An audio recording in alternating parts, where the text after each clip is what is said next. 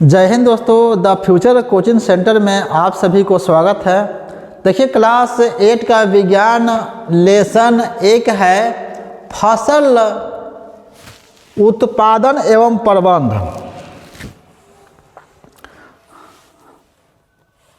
फसल उत्पादन एवं प्रबंध।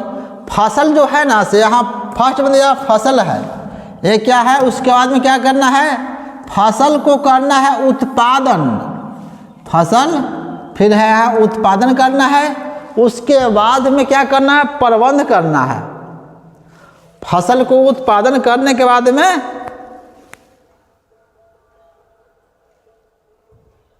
चलिए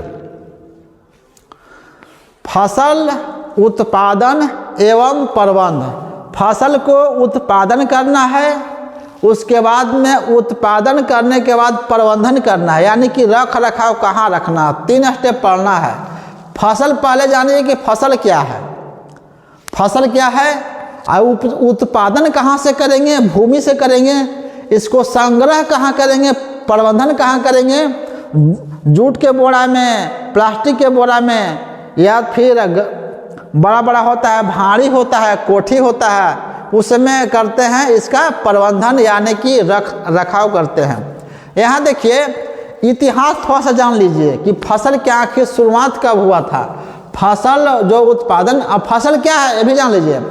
जो एक ही प्रकार का कोई पौधा ज़्यादा मात्रा में उगाया जाता है उसी को फसल कहते हैं।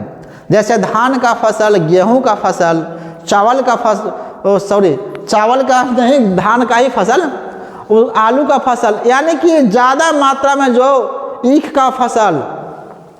तो उत्पादन कहाँ होगा, ये मिट्टी में होगा उत्पादन। अब प्रबंधन कहाँ होगा बताएं। चलिए ये उत्पादन करना मनुष्य सीखा कैसे, इसके बारे में जानिए। इतिहास थोड़ा देखिए। लगभग 10,000 ईस्वी पूर्व मनुष्य घुमंतु था। घुमंतु के अर्थात है वह पूरा उसका एक टोली होता था, एक स्थान से दूसरे स्थान घूम घूम कर शिकार करते थे और शिकार पर ही निर्भर थे, और जंगल में जो फल फूल मिला वही खा करके अपना जीवन यापन करते थे। उसी में से कुछ कुछ जंगली गाय भैंस को पालतू बना करके उसका दूध का इस्तेमाल करते थे, और कुछ मांस के लिए भी वो लोग बकरी, कुत्ता, सब सारे लोग खाते थे। प्रारंभ में वे भोजन और आवास की खोज में समूह में एक झुंड बना करके विचरण करते थे, घूमते थे। बाद में उन्होंने खेती करना शुरू किया।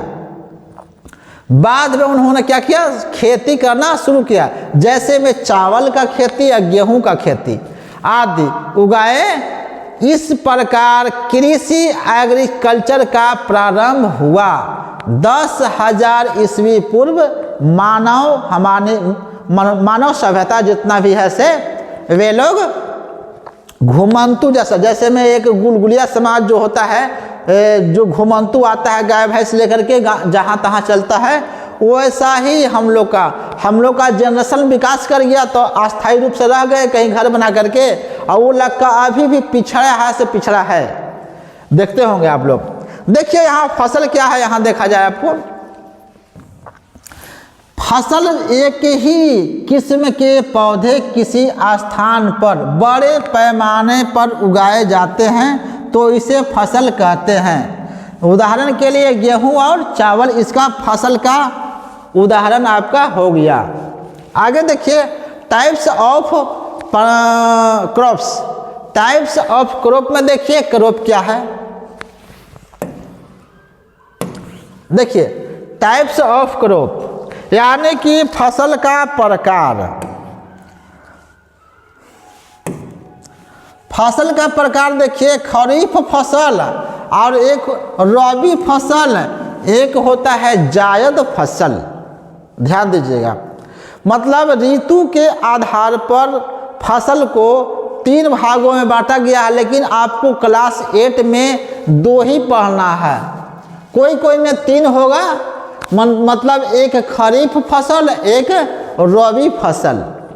देखिए यहाँ खरीफ फसल जो है ना, खरीफ फसल वर्षा ऋतु में जब खूब वर्षा होती है उस समय खरीफ फसल लगाया जाता है। और रबी फसल जो है से ये शीत ऋतु में उगाया जाता है। अब देखिए, अब एक और होता है जायद फसल। देखिए, जायद फसल,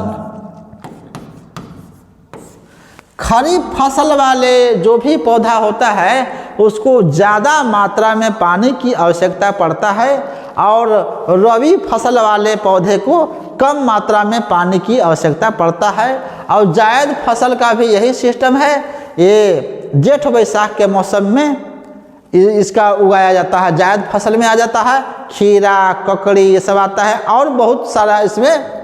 लेकिन देखिए,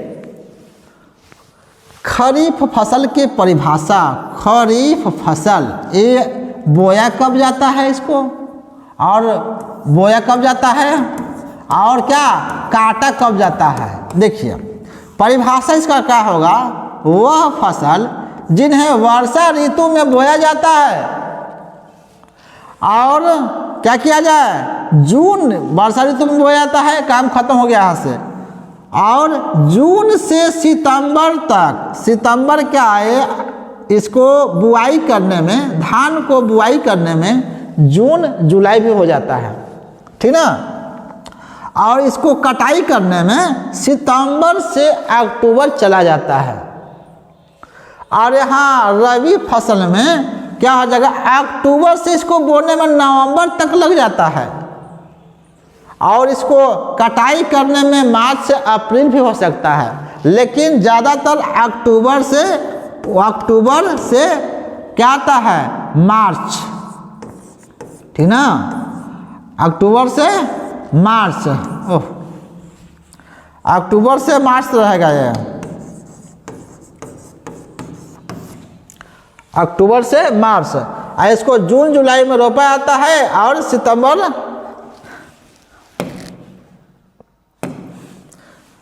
सितंबर में इसको क्या किया जाता है, कटाई शुरू होता है। सितंबर अक्टूबर में इसको कटाई शुरू होता है। अब देखिए, कई स्थानों पर, अब देखिए यहाँ पर देख लीजिए, इसको खरीफ फसल का धान पूरा जड़ी से डूबा हुआ है, फिर भी इस पौधा पर कोई प्रभाव नहीं पड़ेगा, लेकिन यहाँ पर इस पौधा के प्रभाव पड़ जाएगा।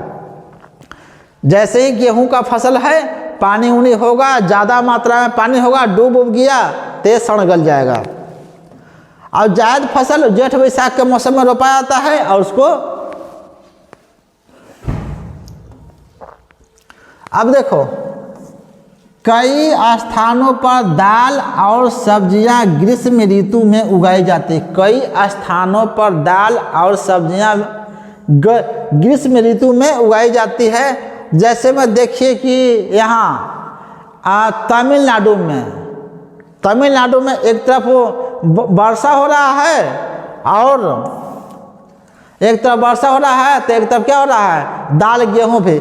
मात्रा सिर्फ यही है कि इसको ज़्यादा पानी की आवश्यकता है, तो मान लें कि हम यहाँ पर गेहूं उगा दें, उसको पानी कम देंगे, और जो जहाँ पर जिसको यहाँ पर धान उगा दिए तो इसका पानी खूब ज़्यादा दे देंगे, तो हो जाएगा, आराम से हो जाएगा। अब देखिए, यहाँ से कृषि की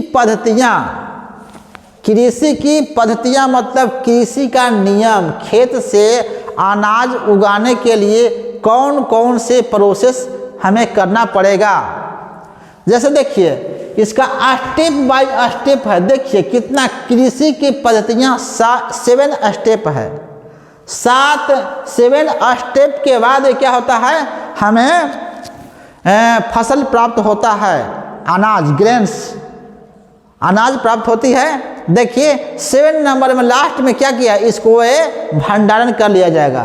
बोआई से लेके कटाई तक, कटाई से लेके भंडारण तक बोना है, उसको देखभाल करना। देखिए सबसे पहले हमें किसी भी फसल को तैयार करने के लिए सबसे पहले हमें क्या करना पड़ेगा, मिट्टी को तैयार करना। यहाँ से देखिएगा, स्टार्ट में हमको प्रारंभ में मिट्टी को तैयार करना है। मिट्टी को तैयार करने के लिए क्या करें, मिट्टी तैयार करने के बाद यानी कि मिट्टी अब तैयार, यानी कि जुताई। आप जुताई करना है, आप चाहे हैल से जुताई कीजिए या फिर ट्रैक्टर से कीजिए या तो कुदाल से कीजिए, लेकिन आपको तो मिट्टी के उलट पलट करने की क्रिया को वो जुताई कहते हैं, या तो कोड़ने की क्रिया को जुताई कहते हैं। बोल देंगे कि मिट्टी को उलट पलट करने की क्रिया को जुताई कहते हैं। जुताई ही है जो कि कहते हैं कि मिट्टी का तैयार करना, मिट्टी को जुताई करते हैं, फिर उसको हेंगा जो कहते हैं से हेंगा दे के समतल करते हैं, तब उसमें क्या होगा, बुआई होता है। कुछ ऐसा होता है कि जुताई होते समय ही छींट दिया जाता है, तो क्या हो गया, तो उसमें क्या मिट्टी तैयार करना, उसके बाद में क्या बुआई करना है। बुआई होता है कई किस्म के होता है, छींट के होता है बुआई, और कोई होता है हाथ से एक एक करके बोना पड़ता है, वो हुआ बुआई। बुआई का भी प्रकार है। अब देखिए कोई यहाँ फिर क्या किया, यहाँ पर अब क्या डालेगा जी, अब इसमें डालेगा खाद, यहाँ डलाएगा तीसरा नंबर में खाद डलाएगा। और खाद के बाद में क्या करेगा, उसके बाद सिंचाई की भी व्यवस्था चाहिए। जब हल्का हल्का निकल गया तो उसको सिंचाई की व्यवस्था होगा। सिंचाई जब इधर पौधा हुआ है तो देखिए इसके साथ में क्या है, छोटा छोटा खरपतवार यानी कि घास निकल रहा है। इसको हटाने की क्रिया को सोहाई कहते हैं। ये जो है कि ये हटाने की क्रिया हाथ से भी हो सकता है और केमिकल से भी होता है। केमिकल इसको छीट दीजिएगा, घास गल जाएगा, आपका जो फसल है वह नहीं गलेगा। तो केमिकल से भी होता है, हाथ से भी होता है, सोहनी जिसको कहते हैं। उसके बाद में फसल तैयार हो गया, पक गया। पकने के बाद क्या होगा, कटाई होगा। कटाई का भी क्रिया है, हाथ से भी काट सकते हैं या फिर इसे मशीनों के द्वारा भी कटाया जा सकता है। किसी उसके बाद में क्या हो जाएगा, यहाँ से भंडारण हो जाएगा अनाज का। चाहे तो कोठी में कीजिए, या तो प्लास्टिक के बोरा में, या फिर जूट वाला बोरा में, या तो कोठी में कीजिए। देहात में कोठी होता है, अब ट्रंक आ गया है कैसे, उसमें होगा भंडारण। आगे देखिए खरपतवार से मैंने यहाँ भी स्वच्छ करना है। 7 स्टेप है, 7 स्टेप है इसका। आगे देखिए यहाँ मिट्टी को तैयार करना, इसको विशेष रूप से यहाँ पर पढ़ते हैं। मिट्टी को तैयार करेंगे। देखिए यहाँ हर बैल चल रहा है, ये पुरानी पत्ती है, अब तो ट्रैक्टर आ गया है। कितना भी होगा तो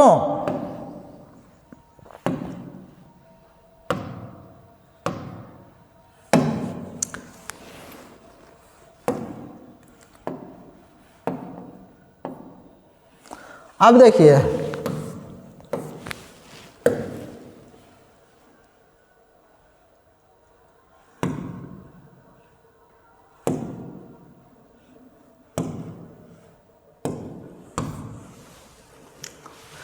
मिट्टी तैयार करना। फसल उगाने से पहले मिट्टी को पलटना और पोला कर बनाना अत्यंत महत्वपूर्ण है। फसल को जैसे में उगाने से पहले यानी कि बुआई से पहले मिट्टी को तैयार करना अनिवार्य है। मिट्टी पोली मिट्टी के लाभ, अगर मिट्टी और उसका लाभ क्या है, क्यों, आखिर आपके मन में सवाल होगा कि मिट्टी को पोला क्यों करते हैं, उसको पुल क्यों बनाते हैं, कोड़ करके भुरभुरा क्यों बनाते हैं, ताकि फसल का जो जड़ होता है नम गहराई भूमि में गहराई तक जा सके। जड़ें, फसल की जड़ें भूमि में गहराई तक जा सके। गहराई में धंसी जड़ें भी सरलता से श्वसन कर सकती है। यहाँ केंचुआ और सूक्ष्म जीव भी वृद्धि में सहायक करते हैं। मिट्टी को जो एक केंचुआ जो दिख रहा है, केंचुआ को किसान का मित्र भी कहते हैं। और मित्र कैसे हुआ, क्योंकि ये जो कोड़ करके ये लोग करते हैं, हल कुदाल से करते हैं, ये लोग कोड़वाते हैं। और ये जो केंचुआ है आराम से मिट्टी को भुरभुरा कर देता है, मिट्टी को पोला कर देता है, ताकि पौधे के जड़ें एकदम वही छेद में दूर दूर तक जाए और आराम से पौधा धरती से खनिज लवण प्राप्त करके पौधे को तैयार करें। सूक्ष्म जीवों की वृद्धि होती है। यहाँ देखिए जुताई क्या है जी, यहाँ पर देखिए जुताई मिट्टी को उलटने पुलटने के क्रिया को एवं पोला करने की क्रिया को क्या कहेंगे, जुताई। मिट्टी को उलटने पुलटने एवं पोला करने की क्रिया को कहते हैं जुताई। जुताई की परिभाषा यहाँ क्लियर हो गया। किसानों के मित्र केंचुआ और सूक्ष्मजीव मिट्टी को पलटकर पोला करते हैं तथा ह्यूमस मतलब मिट्टी को भुरभुरा बनाता है। इसीलिए क्या कहते हैं, केंचुआ को किसानों का मित्र कहते हैं। केंचुआ को किसानों का मित्र कहते हैं क्योंकि यह मिट्टी को भुरभुरा और पोला करते हैं, ह्यूमस बनाते हैं। आगे देखिए, ये पद्धति देखिए चित्र के माध्यम से।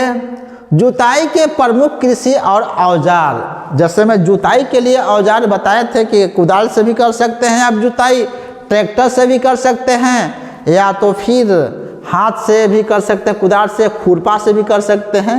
ये आप पे डिपेंड करता है आप कैसे कीजिएगा।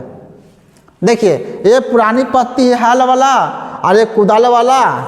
अब क्या हो गया, अब आता है ट्रैक्टर, एक दिन में कितना लपेट देगा।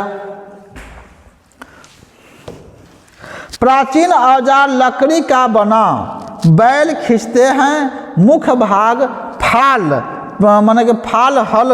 अब फाल क्या होता है जी, ये लकड़ी का बना होता है, लेकिन ये जो है ना स्टेप वाला, ये वाला जो दिख रहा है आपको, ये लगा होता है लोहा का रहता है। ये लगा हुआ होता है लोहा का लगा हुआ होता है। देखिए इतना दूर रहता है लोहा का लगा हुआ, इसी को कहते हैं फाल। लकड़ी के हल में एक आगे लोहा जो कोड़ने वाला होता है, उसी को कहते हैं फाल। एक सरल औजार खरपतवार निकालने और मिट्टी पोला करने के लिए इसमें लोहे की मुड़ी प्लेट होती है, उसे कुदाल कहते हैं। ये तो आप सबके घर में होगा, ये वाला ये कुदाल हो गया, कोड़ने वाला है। अब वल्टी कल्टीवेटर, ये क्या है, ये जो है ट्रैक्टर से कोड़ने वाला है। ट्रैक्टर द्वारा संचालित लाभ, इसमें श्रम और समय दोनों की बचत होती है। मेहनत कम लगता है, समय कम लगता है। ट्रैक्टर कुदाया, एक दिन में पूरा लपेट के चल दिया। आगे देखा जाए,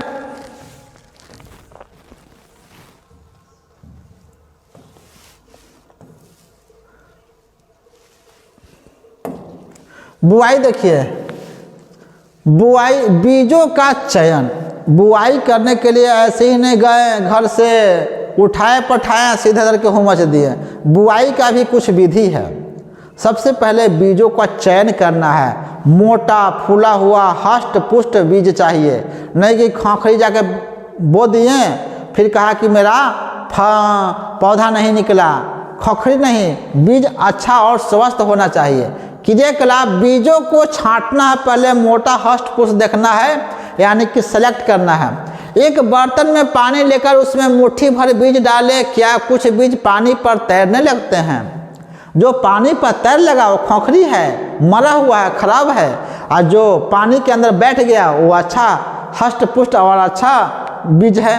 क्षतिग्रस्त बीज यानी कि खोखले होने के कारण हल्के होती है और पानी पर तैरने लगते हैं। अच्छे और स्वस्थ बीज भारी होते हैं और नीचे बैठ जाते हैं। ये बुआई करते समय चुनाव करना है। अगर सिम के बीज या कद्दू का बीज कोई करते हैं तो उसको इस तरह से जांच सकते हैं। जो नीचे बैठ गया आपका असली बीज है, जो छहला गया वो मरा हुआ खखरी बीज है। आगे देखिए, यहाँ महत्वपूर्ण हमेशा एक आ रहा है सावधानियाँ कि महत्वपूर्ण हमेशा अच्छी गुणवत्ता वाले साफ और स्वस्थ बीजों का चयन करना है बोने के लिए। बुआई के औजार परंपरागत और क्या होगा, सीढ़ और ड्रिल। यहाँ देखिए बुआई के औजार है, कैसे बोते हैं, ठीक ना। यह एक ऐसा होता है कि ऐसा सटा हुआ रहता है, मारिएगा और ऊपर से डाल दिया बीज, इसमें इन्होंने चला गया और फिर निकाल लिया। ये बुआई वाला है औजार है परंपरागत। देखो, खीप के आकार का बीज 2 से 3 नुकीले पाइपों से गुजरकर मिट्टी में स्थापित करता है। ये क्या करेगा, मिट्टी में से घास देंगे, कोड़ देंगे और ऊपर से बीज को गिरा दिए, तो कुछ नहीं गया, कुछ नहीं गया, कुछ नहीं गया, आप फिर खींच लेंगे तो पा जाएगा। ये हो गया परंपरागत हो गया। और ये हो गया बीजों में समान दूरी और गहराई बनी रहती है, बीज मिट्टी से ढका रहता है, पक्षियों से सुरक्षा, बीज को बुन करके चाहे रोप के उसको अच्छा से मिट्टी से ढक दिया जाता है ताकि वह पक्षी उसको चुग न सके।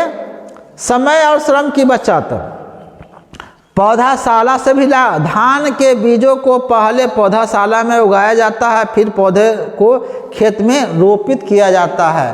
धान का बीज ऐसे नहीं होता है, वो नर्सरी में यानी कि पौधाशाला में जाके तैयार किया जाता है और वहाँ से यानी कि उसको बोया जाता है कहीं और रोपा जाता है कहीं और।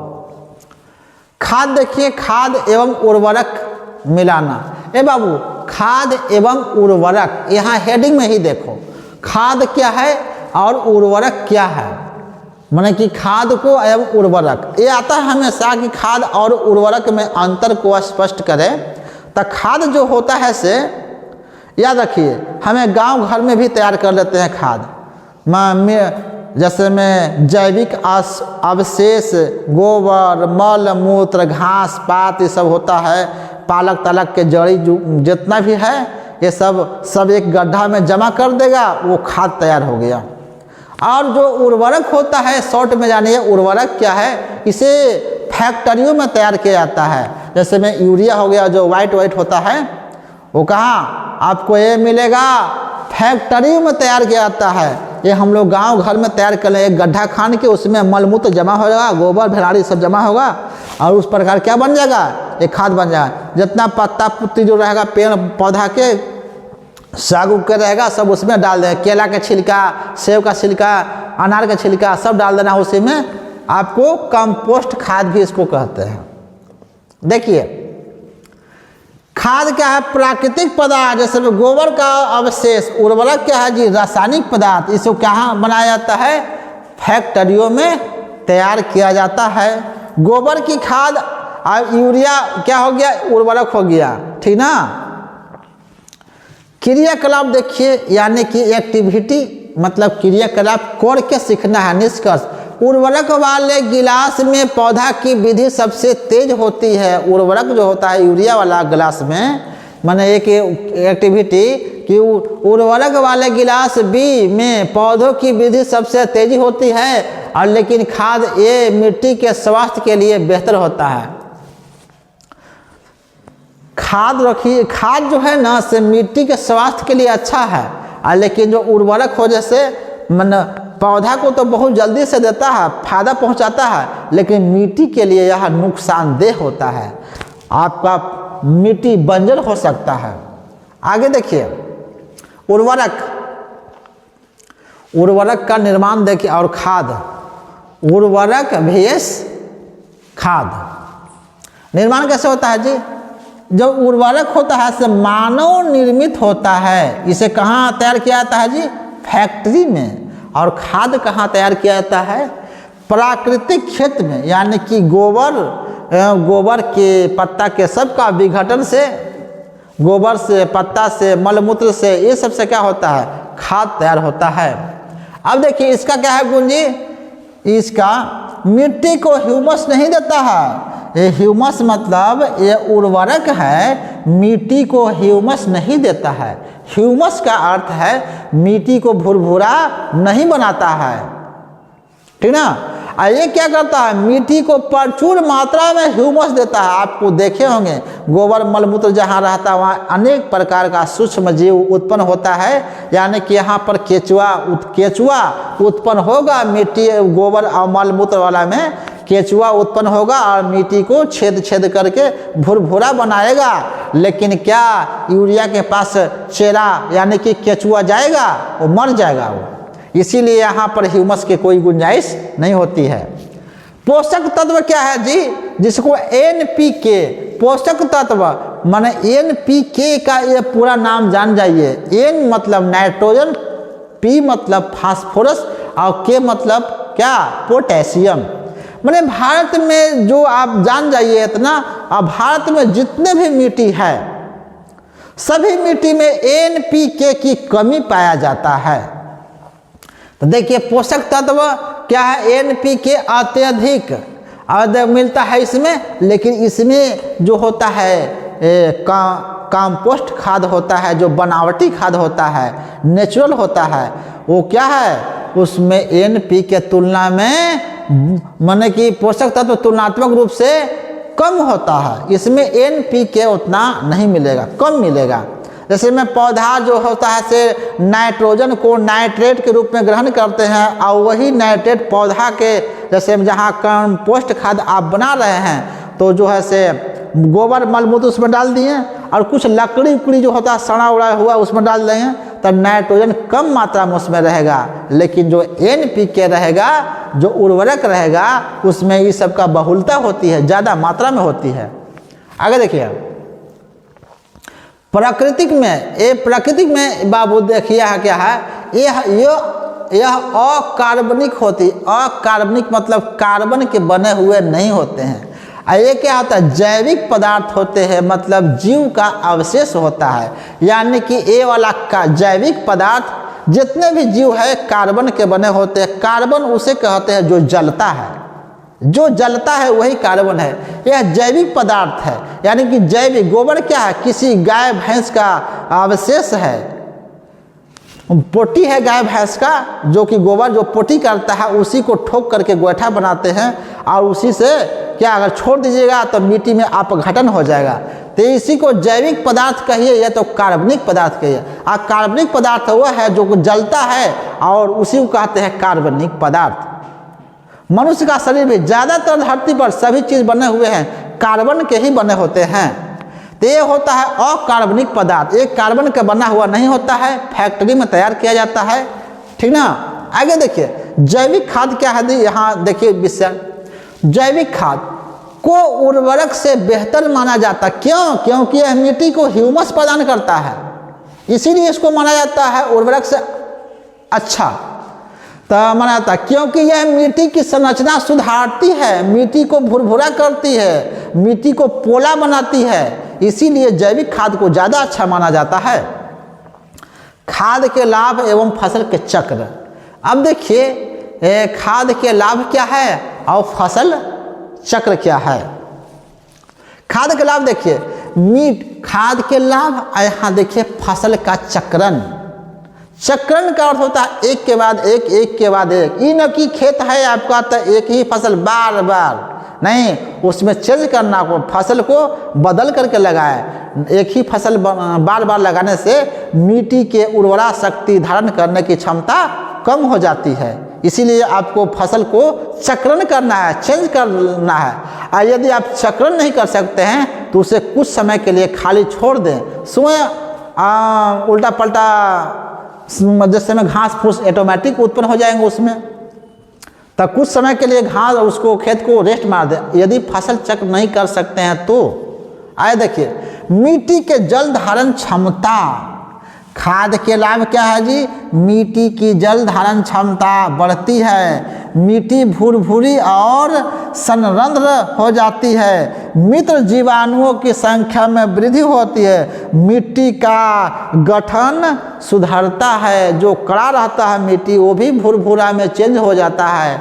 यह है खाद के लाभ है। माने कि अगर खाद किसी खेत में डालिएगा, अब खाद कहेंगे तो सीधे जाइएगा गोबर मलमूत्र पर जाइएगा, उर्वरक कहेंगे सीधे बोना वाला पैकेट पर चला जाइएगा, उर्वरक कहेंगे फैक्ट्री में बनता है, खाद हम लोग घर में ही गबड़ा गुबड़ी खान के सब ओकरा में गोबर मलमूत्र डाल करके, केला के छिलका जितना फल फूल के छिलका है, साग पात के छिलका उसमें डाल दीजिए, घास भूस पत्ता पुत्ती पेड़ के सब उसमें डाल दीजिए और सड़ गल के वो खाद में कन्वर्ट हो जाएगा। आगे देखिए फसल चक्रण क्या है जी, फसल चक्रण क्या है, एक फसल के बाद खेत में दूसरे किस्म के फसल एकांतर क्रम में उगाना। एकांतर क्रम में एक के बाद एक बदल, गेहूँ बुआई हुआ तो उसके बाद में धान हुआ, मतलब उसके बाद ईख हो गया और या फिर मूंग हो गया, अपना चेंज करते जाइए, उसी को कहते हैं फसल चक्र। ये माने कि क्रम में लगाना अलग अलग करके। फलीदार चारा गेहूँ क्या है, फलीदार चारा क्या है जी? राइजोबियम। ये ध्यान देखिए, फलीदार चावल, फलीदार चारा, यानी कि यहाँ पर देखिए राइजोबियम नामक जीवाणु है, एक पौधा है। हम फर्स्ट में ऊपर बताएं कि भारत में जितने भी मिट्टी है उसमें NPK की कमी पाया जाता है। NPK क्या है जी? नाइट्रोजन, फास्फोरस और पोटेशियम की कमी पाया जाता है। भारत के सभी मिट्टी में कमी पाया जाता है। अब देखिए, जो पौधा जो फलीदार है, फलीदार का अर्थ है दलहनी पौधे जितना भी हैं उसके जड़ में एक राइजोबियम नामक जीवाणु पाया जाता है जड़ में। वह जीवाणु वायुमंडल से नाइट्रोजन को खींच करके नाइट्रेट में बदल देता है।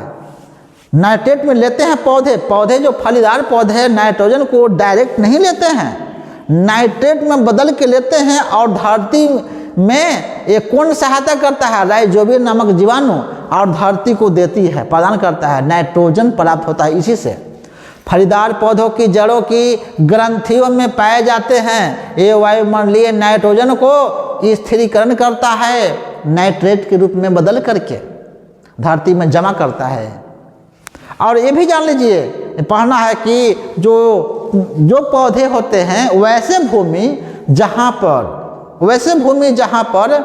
जिस भूमि में नाइट्रोजन की मात्रा भारी कमी होती है वहाँ पर जो पौधा उगता है वो वहाँ पर मांसाहारी पौधा उगते हैं। मांसाहारी पौधा में होता है, मांसाहारी पौधा घटपर्णी, बीनस फ्लाईट्रेप, सनड्यू, ये सारे घट पौधे होते हैं जो मांसाहारी होते हैं। जब उन्हें धरती से, उनके जड़ में जीवाणु भी नहीं होते हैं, और धरती से जब उन्हें नाइट्रोजन नहीं मिल पाता है तो बेचारे नाइट्रोजन को पूर्ति करने के लिए वह पत्ते उसके घड़ा जैसे हो, पत्ता जो उसका घड़ा का रूप ले लेता है और कीड़ा मकोड़ा उसमें जाता है, उसको चपका करके उसी से कीड़ा से नाइट्रोजन चूस लेता है। तो नाइट्रोजन के पूर्ति करने के लिए वह मांस खाते हैं, तो उसे क्या कहते हैं? मांसाहारी पौधा, सनड्यू। क्लास 7 में पढ़ाया है इसको हम। आगे देखिए, यहाँ देखते हैं चरण सिंचाई।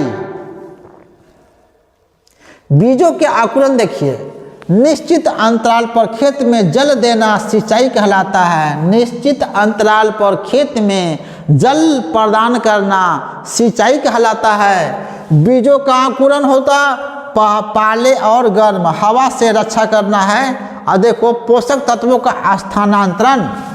पौधों में 90% जल होता है। पौधों में कितना?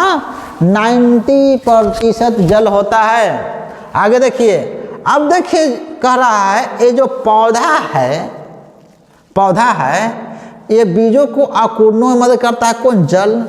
पाले और गर्म रखता है, हवा से रक्षा करता है, जैसे मैं ढक लिया। पौधों में कितना प्रतिशत जल होता है? 90%, 90%। और यही जल से पौधा को प्राप्त होता है कुछ खनिज लवण, यानी कि पोषक तत्व मिलता है। अब देखिए, ये पौधा है माते, पानी पौधा को कहाँ से मिलता है? कौन कौन से विधि है और कहाँ से प्राप्त होगा? ओनली फॉर वर्षा पर निर्भर है या किसी नहर पर निर्भर है? पौधा किसी विशेष क्षेत्र में ऐसा रहता है जहाँ केवल नहर पर निर्भर है, वैसा कुछ क्षेत्र है जहाँ पर केवल वर्षा पर निर्भर है, वैसा कुछ क्षेत्र है जहाँ ओनली कुआं पर निर्भर है, यानी कि नलकूप पर निर्भर है। और कुछ ऐसा क्षेत्र है जहाँ नहर भी है, आकाश बादल वर्षा पर भी निर्भर भी है, वर्षा भी साथ दे रहा है, और क्या है? नलकूप भी दे रहा है, ऐसा भी है। तो ये सब जल का स्रोत है। पौधे खेतों के फसल जल कहाँ से प्राप्त करते हैं? तो कहाँ से प्राप्त कर सकते हैं? बादलों से प्राप्त कर सकते हैं, नहरों से प्राप्त कर सकते हैं, भौम जल, धरती से जल प्राप्त कर सकते हैं। इस तरह से खेतों को या खेत के फसलों को, पौधे को जल प्राप्त होता है। देखिए, कुआं हो गया, नलकूप हो गया, नलकूप है, जल लिखा हुआ, नलकूप हो जाएगा, तालाब हो गया, झील हो गया, नदियां हो गया, बांध हो गया, नहर हो गया। इतने सारे स्रोत है पटवन के यानी पटाने का स्रोत है। आगे देखिए, सिंचाई के पारंपरिक तरीके मतलब खानदानी तरीके, सिंचाई के पारंपरिक तरीके खानदानी तरीके जो पुराने ज़माने से चली आ रही है, उसका तौर तरीके देखिए कैसे होता था। बहुत ये सब मेहनत वाला काम। देखिए मोट, ये क्या करना है, एक कुआं लगा हुआ है, उसमें गोल चक्री लगा हुआ है और रस्सी में बांध दे गया बाल्टी और टेल रहा है, नीचे गिरेगा, नच नच के नीचे गिरेगा, भर जाएगा और उसको खींचेगा और पानी गिराएगा, चला जाएगा। रहट है जो बाबू एकदम एक चैन सिस्टम का बना हुआ है। देख लिए हो सो आपको नहीं दिख रहा, बड़ा सा देखिए, ये चक्री है रस्सी से और बाल्टी है, नीचे जाएगा डूबेगा और इस खींचेगा और घड़ा से नहीं पानी गिराएगा।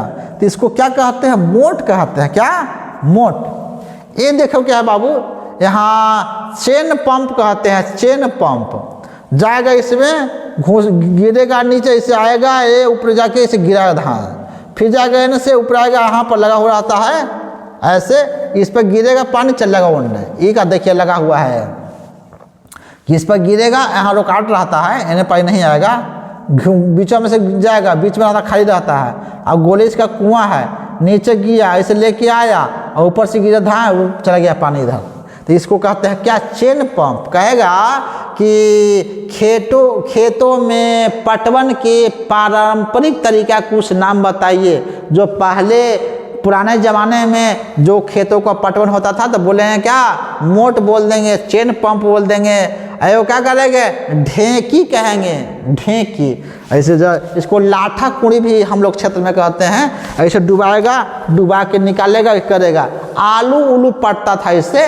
इधर बहुत बड़ा मट्टी का बांधा हुआ रहता है और रस्सी से यहाँ आदमी खड़ा होगा, रस्सी से डुबाएगा, डुबा के निकालेगा, यहाँ उछलेगा, तो इसको ढेंकी कहते हैं।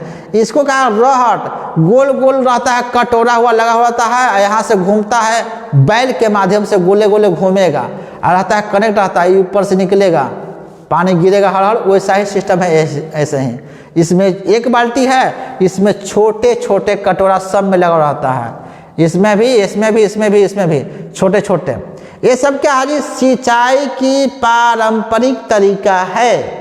सिंचाई का पारंपरिक तरीका के नाम लिखे, चेन पंप, रहट, ढेंकी और मोट लिख देंगे। आइए अब आ गया मॉडर्न टेक्निकल, सिंचाई की आधुनिक विधियाँ, मॉडर्न मेथड, यानी कि आधुनिक तकनीक, यह तो आधुनिक विधि। आधुनिक विधि क्या है जी, जल की बचत, बेहतर उपज।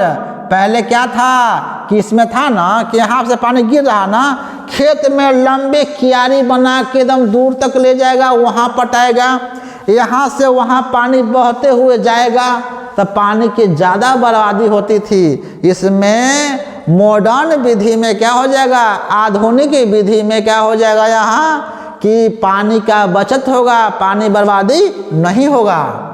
आगे यहाँ देखिए, छिड़काव तंत्र बोलेगा कि खेतों में सिंचाई के मॉडर्न तकनीक, आधुनिक विधि के नाम लिखें, तो क्या लिखेंगे, यही लिख देंगे। एक होता है ड्रिप तंत्र, बूंद बूंद करके गिराना होता है। एक होता है छिड़काव तंत्र, फुहारा मार के होता है छिड़काव तंत्र।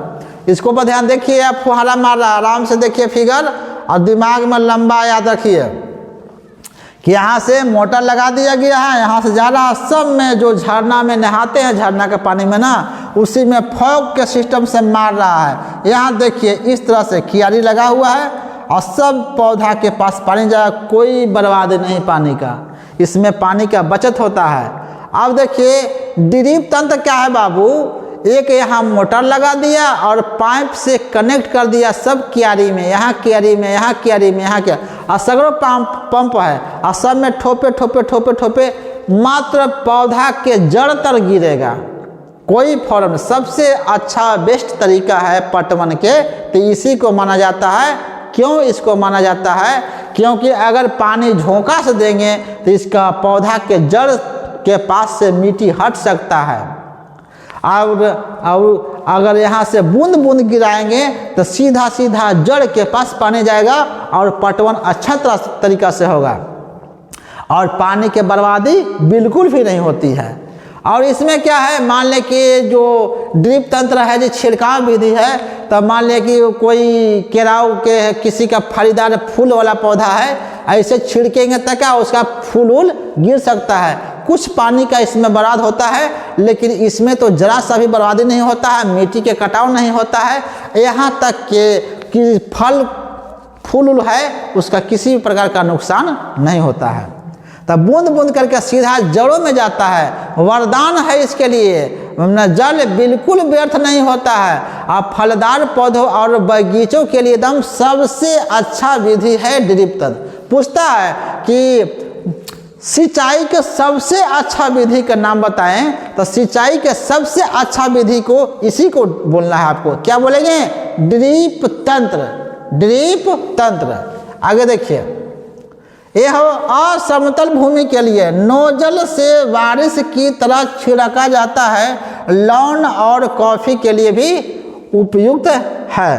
कॉफ़ी के लिए पौधा को पटाने के लिए खरपतवार से सुरक्षा, पौधा लगाए हैं, पटवन किए हैं, खाद दिए हैं, उसमें क्या हो गया, अब साथ साथ में खरपतवार आएगा। पूछेगा कि खरपतवार किसे कहते हैं? पौधों के साथ जो अवांछनीय पौधे उग जाता है, जो हम लोग नहीं चाहते हैं और उग जाता है, उसी को कहते हैं खरपतवार।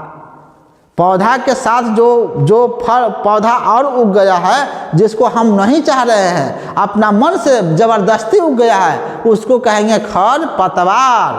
आगे देखिए, खरपतवार खेत में फसल के साथ उगने वाले अवांछित पौधे को खरपतवार कहते हैं। समस्या क्या है जी? जब पौधा के साथ खरपतवार उग जाएगा तो हमारे जो पौधा है उसको खाना पानी देंगे, हम खनिज लवण देंगे, और जो बोले हम नाइट्रोजन, फास्फोरस और पोटेशियम बोले हैं, डालेंगे खेत में, बंटवारा कर लेगा, हिस्सा लगा देगा, हम भी तुम्हारे साथ हैं, हमको भी दो खाने के लिए। और मांग लेगा कौन? खरपतवार मांग लेगा। और इस प्रकार हमारे जो फसल है उसको अगर अच्छा नहीं मिलेगा खनिज लवण, तो क्या होगा? वो ठूठा बंगुरा होगा, अच्छा नहीं होगा। जब ठूठा बंगुरा होगा तो उसमें अच्छा फल भी नहीं लगेगा। तो इसीलिए समस्या है, वो जल भी मांग लेता है, बंटवारा कर लेता है, खाना पीना को बंटवारा कर लेता है। इसीलिए उसको कबाड़ के हाथ से विधि से या तो फिर केमिकल विधि से हटा दिया जाता है। यह जल, पोषक तत्व और प्रकाश के लिए फसल से सब स्पर्धा रखते हैं। फसल से स्पर्धा ऐसा है खरपतवार, फसल से ज़्यादा धान नहीं हो जाएगा, सब चूस लेगा। जो खाला देंगे उसको फसल के, वो छीन लेगा। तरीका देखिए, तरीका है उसको क्या करने का, हटाने उठाने का। भौतिक जुताई और हाथ से उखाड़कर, खुरपी से उखाड़कर हटा सकते हैं उसको, खरपतवार को या घास के अवांछनीय पौधे को। रासायनिक विधि से भी होता है जी। खरपतवार नाशी का नाम बताइए, तो क्या हुआ? 2 या 4D, 2 या 4D नाम है। क्या नाम है? ये खरपतवार नाशी केमिकल का नाम है। देखिए यहाँ केमिकल में पैक है। ये खुरपी उर्पी से, अगर धान के पौधा में सोहनी से, हाथ से, और खुरपी से आलू में है तो कोड़ के निकाल दिए, आलू में, लहसुन में, प्याज में, तो खुरपी से कोड़ के निकाल देंगे। सावधानी, छिड़काव करते समय मुंह और नाक कपड़े से ढक लेना चाहिए, नहीं कि गए हैं छींटने। देखिए इस तरह से नाक और मुंह और हाथ को ग्लव्स, दस्ताना लगा लेना है, और मुंह में ऐसे मास्क लगा लेना है आपको। आगे देखिए, चरण 6, इसके बाद में मतलब खेती के कितने चरण बताए हैं? 7 स्टेज। चरण 6 हो गया, लास्ट एक आएगा 7 स्टेज, भंडारण कर देंगे, ये लेसन समाप्त हो जाएगा आपका। आगे देखिए, फसल पक जाने के बाद उसे काटना 3-4 महीने में बनने की रेडी हो जाता है। ये देखो, अच्छा फसल काटने के लिए भी कुछ उपाय चाहिए हमको। आगे देखिए, दरांती, ये क्या है? दरांती है। ये क्या है जी? फटकना। फसल पक जाने के बाद उसे काटना 3 या 4 महीने लगता है, तब फटकना। कंबाइन हार्वेस्टर थ्रेसर, एक काटने वाला मशीन है, फसल निकालने वाला है। इधर देहाती भाषा में हंसुआ भी कहते हैं, हंसुआ। आए दो है, इसको कहते वो सैनी भी कहा फटकना, फटक के भूस उसके हटाना। आगे देखिए कटाई पर्व पोंगल। अब देखिए फसल कटाई पर जो पर्व मनाया जाता है उसका नाम याद रखना है। फिर भारत में फसल कटता है तो कि देखो कटाई पर्व होता है पोंगल, तमिलनाडु में बैसाखी, पंजाब में बिहार में होली, मार्च में होली, दिवाली और बिहू असम में।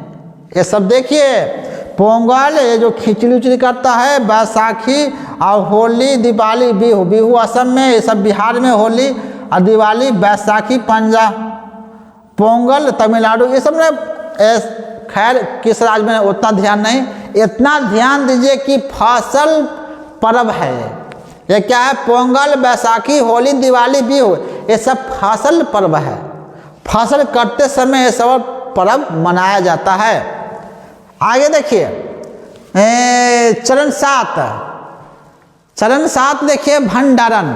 महत्वपूर्ण, भंडारण से पहले बीजों को धूप में सुखाना आवश्यक है। अगर भंडारण कर दिए, अच्छी तरह से सुखौता उसको नहीं लगाएं, सुखाना मतलब निर्जलीकरण करना, पौधा जो बीज लाए हैं अच्छी तरह से सूखा हुआ है नहीं और उसको कर दीजिएगा भंडारण तो सड़ जाएगा, भूरी लग जाएगा, सड़ जाएगा वो। इसीलिए उसको अच्छा तरह से सुखा करके छत पर निर्जलीकरण कर देना है, क्योंकि निर्जलीकरण का अर्थ होता है क्या कि जो बीज है उसमें जल का मात्रा नहीं होना चाहिए, अच्छी तरह से सूखा हुआ रहना चाहिए। बीजों को धूप में सुखाना आवश्यक है। नमी से कीट और कवक लग सकते हैं, वही कह रहा है कि कवक फफूंद लग सकते हैं, नमी रहेगा तो। अच्छी तरह से सुखाएंगे नहीं और कर देंगे भंडारण तो। अच्छा, भंडारण कहाँ कहाँ करते हैं जी? देखिए यहाँ स्मॉल स्केल क्या है, नीम के सूखी पत्तियाँ घरेलू उपाय है जी। अगर कोठी उठी में आप चावल या गेहूं को भंडारण कर रहे हैं तो नीम के पत्ती भी उसमें डाल दीजिए ताकि उसमें कीड़ा मकोड़ा नहीं लगे। लार्ज स्केल, जूट के बोरे और धातु के पात्र भी इसके लिए उपयुक्त है। ये जूट, ये सब पढ़ना है आपको, आगे की कक्षा में एक क्लास में पढ़ेंगे। ये जूट के, ये तो स्टील के ट्रंक वगैरह में भंडारण करते हैं।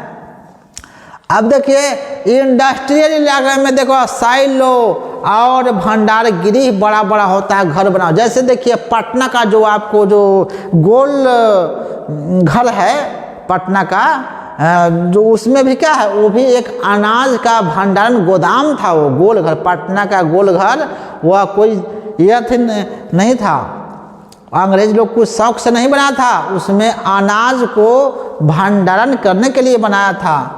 देखिए पशुपालन, घरों या फार्म पर पालतू पशुओं को उचित भोजन, आवास और देखभाल प्रदान करना क्या कहलाता है जी? पशुपालन।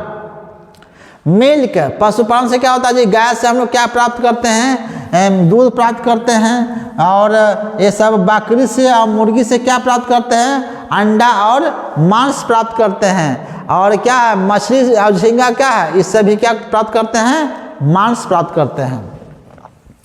अब सुनिए यहाँ मछली से, देखिए दुधारू पशु तो बोलेंगे गाय, मांस वाला जीव तो मुर्गा बकरी, और मछली सब आ जाएगा मांस वाला आएगा। मछली का स्वास्थ्य के लिए अच्छा आहार है, इससे कार्ड लीवर तेल जो होता है मिलता है, जिसमें विटामिन डी प्रचुर मात्रा में होता है। जैसे में मछली का तेल होता है, जो लीवर का तेल होता है, उसमें कौन होता है? Vitamin D. वैसे तो विटामिन डी जो होता है से हम लोग धूप से फ्री में प्राप्त कर लेते हैं। खुला हो जाइएगा धूप में और नहा वहा करके और तेल लगा करके, तब विटामिन डी आपको फ्री ऑफ कॉस्ट मिल जाएगा, कोई पैसा वैसा नहीं लगेगा, विटामिन डी मिल जाएगा। और देखिए जी हमने क्या सीखा, यहाँ हम समरी में दिखा देते हैं एक बार टोटल कि हमने क्या क्या सीखा। यहाँ देखिए फसल सीखा, जुताई, सीड ड्रिल माने कि कैसे कैसे बीज को रोपा जाएगा छेद करके, ये सीखा। खाद के सीखे और उर्वरक के भी सीखे हैं। ड्रिप तंत्र से पटवन के सीखे हैं। खरपतवार जो होता है पौधा के साथ जो उग जाता है वो खरपतवार होता है। और थ्रेसिंग हो गया माने कि फसल को हटाना, आप पशुपालन यहाँ से हो गया है। चलिए नेक्स्ट वीडियो में मिलेंगे। जय हिंद।